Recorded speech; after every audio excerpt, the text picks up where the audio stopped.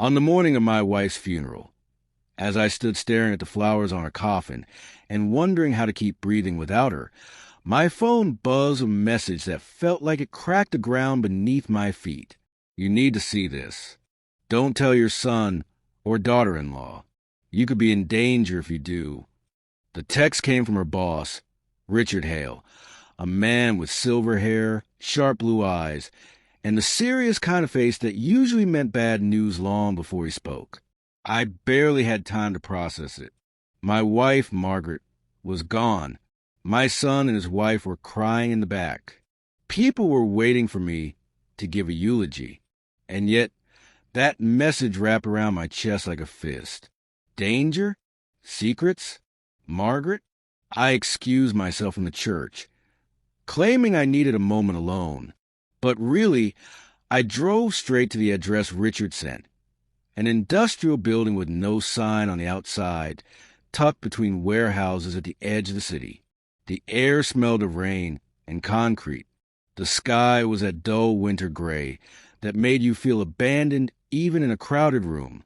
When I got inside, I froze. It wasn't fear that stopped me. Not immediately.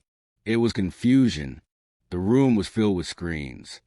Dozens of them, each showing videos of my wife. Not just home videos. Not memories. These were surveillance recordings. Margaret walking into parking garages. Margaret entering secure buildings. Margaret handing off envelopes to strangers. Margaret switching license plates in a dim alley. Margaret crying alone in her car. And then Margaret meeting a man I had never seen before. My stomach twisted so violently I had to grab the nearest table to steady myself. Richard placed a hand on my shoulder. I didn't want you finding out like this, but you deserve the truth. What truth? My voice came out raw, scraped from the inside. That your wife wasn't who you thought she was. Margaret and I were married for 32 years. She was the most gentle woman I'd ever known. Hazel eyes, soft blonde hair, that subtle laugh she only let out when she found something genuinely funny. I thought she lived an ordinary life, a senior accountant at a manufacturing firm, mother to our only child, the woman who still held my hand in the grocery store and kissed me goodnight even after decades. She never once hinted at danger, or lies, or whatever this was. Richard guided me to the chair. Your wife worked for me, but not as an accountant. She's been your accountant for years. That was the cover. My breath turned cold. She was an intelligence analyst, he said. Undercover, off-record. She monitored internal corruption in high-profile companies. Her work has put people in prison, some of them very dangerous people. I stared at him. You're lying. He shook his head. And the man she was meeting? I asked, voice shaking. Richard hesitated. Her handler. Handler. I echoed, tasting the bitterness of the word. My wife, my sweet, ordinary Margaret, had a handler? Richard pulled up a file. Margaret discovered something a few weeks ago. Something big enough to get her killed. I felt the room tilt. Killed. She didn't die in a car accident, he said quietly. It was staged. The truth hit like a brick to the ribs. I felt my pulse hammer in my throat. No, I whispered. No, she didn't. She couldn't. He showed me footage of her last recorded meeting. She looked terrified, her hands trembling as she passed a USB drive to her handler. He hugged her. She cried into his shoulder. My heart twisted.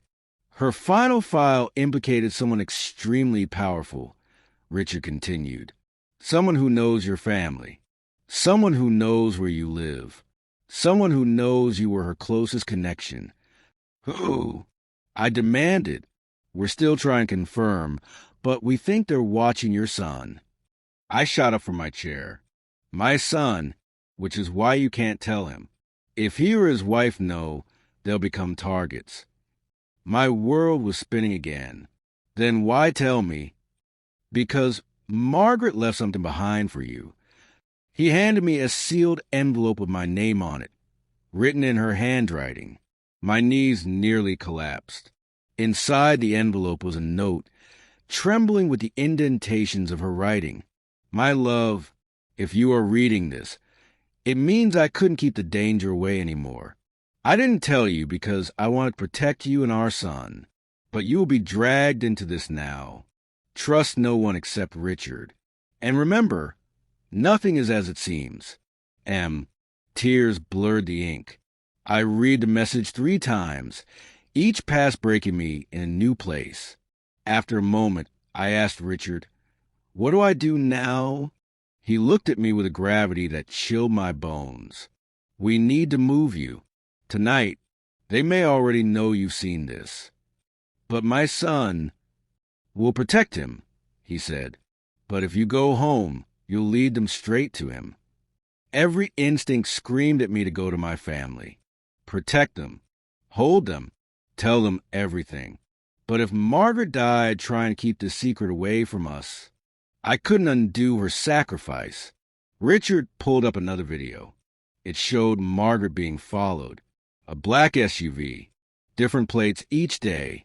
Multiple men. Who are they? I asked. Mercenaries. Hired by someone with money and motive. And what did she uncover? Richard took a deep breath. A laundering network. Billions. And she traced it to someone in your life. Who? That's what we need to find out, he said. But she circled one name in her final report. He handed me the document. I looked at the name and felt my entire world collapse. It wasn't a stranger. It wasn't a boss. It wasn't someone distant. It was my daughter-in-law's father, a man who had stood in my kitchen many times, who toasted at family dinners, who held my grandson, who hugged Margaret at Christmas. My blood turned to ice. Before I could process the horror, Richard grabbed my arm. "They're here." Alarms in the building started blaring. The screens turned red. And outside, the faint sound of engines rumbled. "They tracked you," he said. "You have to move now." Gunshots cracked in the distance.